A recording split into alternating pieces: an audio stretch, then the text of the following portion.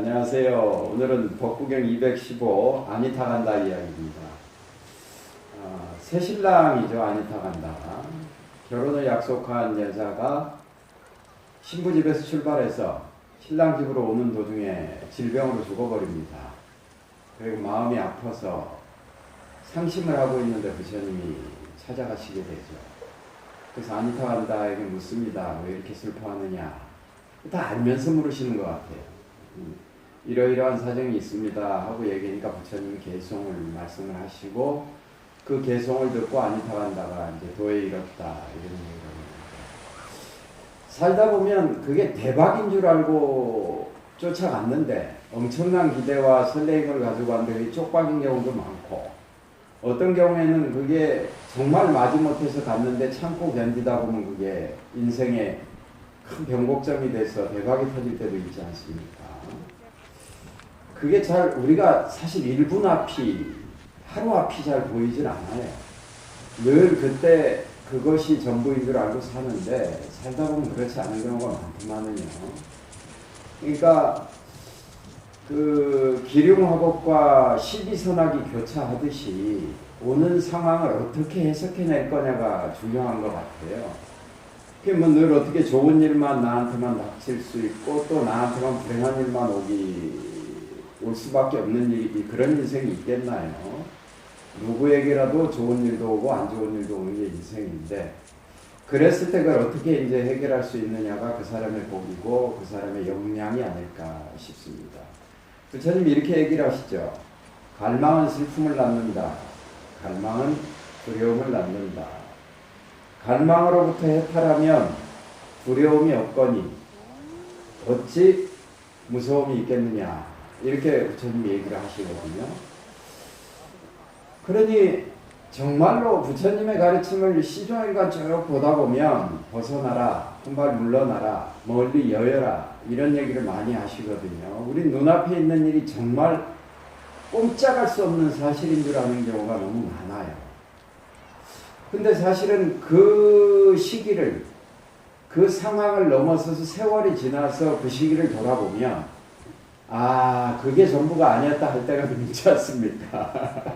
저도 젊어서 뭐 입 바른 소리나 꽤 하고 주변 사람들 무척 불편하게 했는데, 또 지금 생각해봐도 그게 도덕적인 잣대로 되거나 뭐 이런 일반적인 상황으로 됐을 때 제가 잘못한 일이 아님에도 불구하고 나이가 들어서 돌아보면 참 미안한 사람도 많고 좀 쑥스러운 일도 많대요. 근데 그때는 그게 전부인 줄 알았는데, 그래서 그것들에서부터 주어졌을 때 어떻게 한 발 물러설 수 있느냐, 이게 이제 수행이다. 그러려면 일단 멈춰야 된다. 멈춰야 통찰이 된다. 그래서 멈춤과 통찰이라는 용어를 가끔 쓰세요. 근데 우리는 그게 잘 안 되죠. 정말로 내 이익에 딱 부합하거나 아니면 내 자존심을 건드리거나 나한테 조금이라도 손해가 된다고 그러면 마음이 불같이 일어나서 그게 좀 멈춰지질 않아요. 그래서 결국 참선이다 수행이다 하는 게 멈춤에 대한 얘기인데, 그래서 지난번에 얘기했던 보시도 그런 거죠. 무주상 보시를 해라 이렇게 얘기를 하는데, 사람이 뭐 뇌가 있는데 기억을 안 할 수는 없죠. 내가 누구한테 뭘 얼만큼 주거나 어떤 일에 도움을 줬으면 그게 기억이 안 될 수는 없어요. 근데 그렇게 하는 것 자체가 그 상황이 끝나면 내가 베풀었다는 것도 잊어버리든지, 또 그만큼은 못 되더라도 내가 베푸는 것 자체를 그렇게 해주는 내 마음이 편해서 했다 이렇게 생각을 해야지, 너를 위해서 했다, 조직을 위해서 희생했다 이렇게 생각을 하면 그 조직이 나를 알아주지 않는 순간에, 네가 나에 대해서 조금이라도 감사를 표하지 않는 순간에 이제 철천지 원수가 되기 되게 쉽지 않습니까? 남편을 잃어버리고 외아들하고 사는 어머니들은 일반적으로 자식하고 원수가 되기가 참 쉬워요. 왜냐하면 자기한테는 자식 하나밖에 없으니까. 그런데 그 자식이 커서 여자를 사귀고 결혼을 하고 그 자식도 자기 자식을 더 이뻐하지 어머니를 더 사랑하기가 쉽지가 않거든요. 근데 나는 너 하나밖에 없었기 때문에, 거기 꽉 묶였었기 때문에 그런 경우에는 되게 좋은 인과관계로 마무리되기보다는 원수관계로 되기가 참 쉽습니다. 그래서 함이 없이 해라. 이 말을 참 많이 합니다. 옛날에 일제시대 때 일본 사람들이 인정하는 조선의 3대 천재 중에 하나가 그 예전 직지사 중함에 있던 관흥스님인데, 관흥스님 참 한학에는 대한민국 최고였었거든요. 그리고 큰 스님이니까 신도들도 많았겠지 뭐. 근데 그 보살님 한 분이 시주를 좀 많이 했던 모양이에요. 그러니까 이게 시주를 많이 했으니까 내가 누군데 하는 게 이제 그 아마 좀 풍겼던 모양이죠. 절에서는 그런 사람 보고 도깨비 보살이라고 그럽니다. 그 사람이 있으면 일은 잘 돼. 왜냐면 사람도 몰고 오고 돈도 걷어오고 이러니까. 근데 근본적으로 그 사람은 늘 올바른 길을 걸어가는데 방해가 되는 거죠. 그래서 그걸 도깨비라 합니다. 도깨비 보살, 도깨비 보살 이런 얘기를 하는데, 절에 가면 도깨비들이 수룩합니다. 베풀고 잊어먹어야 되는데, 그리고 그 베품이 내 마음 안에 좋은 인연의 씨앗을 뿌리고 남과 나누는 그런 좋은 마음의 경향을 하나 갖춘 거로 생각을 해야 되는데, 내가 이전에 이만큼 큰 신도인데 이런 생각을 하니까 굉장히 너무 시끄러운 거예요.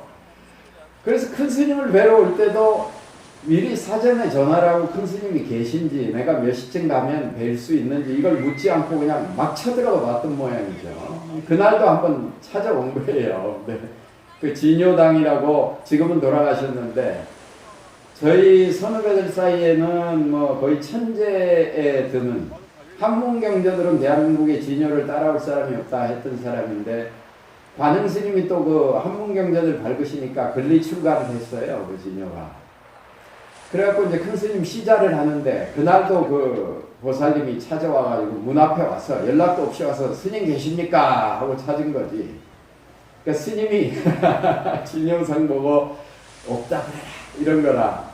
이 진여 스님이 딱 나가서 그 보살님을 보고 뭐라 그랬냐면 없다고 그러랍니다 이랬다는 거예요. 그러니까 이 보살님이 얼마나 당황했겠나. 그냥 얼굴이 붉으락붉으락하면서 내려가 버리고 방에 들어갔더니 큰 스님께서 야 이놈아 그렇게 얘기를 하면 어떻게 하느냐 이러더라는 거예요. 그래서 진여당이 스님 그래야 다시는 안 옵니다 이러더랍니다. 그래 다시 안 왔대요. 그러니 실컷 자기가 자기 재물을 베풀어서 그 절에 고시를 하고 결국은 그 절을 나오지 못하게 인연이 되고 뒤에도 이렇게 우스운 사람으로 남지 않습니까? 우리가 베풀어 놨다는 사실 때문에 더 그렇게 복잡한 인간관계가 되는 경우가 많아요. 시민사회운동 하시는 분들도 그럴 수 있겠죠. 내가 이만큼 고생했는데 이 생각 자체가 상당히 자기 자신을 힘들게 하고 조직을 날카롭게 만드는 경우도 있는 것 같아요. 제가 볼 때. 좀 부드러워져야 됩니다. 그러려면 지 생각을 놔야 되는 거죠. 내가 했다라는 그 생각을 갖는 순간에 절단이에요. 비우고 내려놔야 됩니다. 그래서 그 의상조사 법성계를 보면 우보익생만 허공이라 하더라도 중생수기 등리일이다 이런 얘기가 있거든요. 하늘 가득 비가 내려도 내가 가진 그릇이 간장용지만 하면 간장용지만큼 밖에는 비를 받아놓을 수가 없다. 드럼통을 갖고 있는 사람은 드럼통만큼 받아놓을 거고 탱크만한 걸 갖고 있는 사람은 탱크만큼 받아놓겠죠. 그러니까 사실은 우리가 해야 될 것은 내 마음의 그릇을 키우는 일이지, 내가 이래 했으니 이렇게 반드시 인정을 받거나 내가 베푼 거에 대해서 내가 돌려받아야 된다 이런 생각하면 곤란합니다. 그래서 어쨌든 물러서시고 여의시고 현실에서 한 발 떨어지는 공부를 하는 것을 어른이 된다고 하는 거 아닌가 그런 생각을 해봅니다. 자, 오늘 여기서 마치겠습니다. 가을입니다. 감기 조심하시고 편안하시고 행복하세요.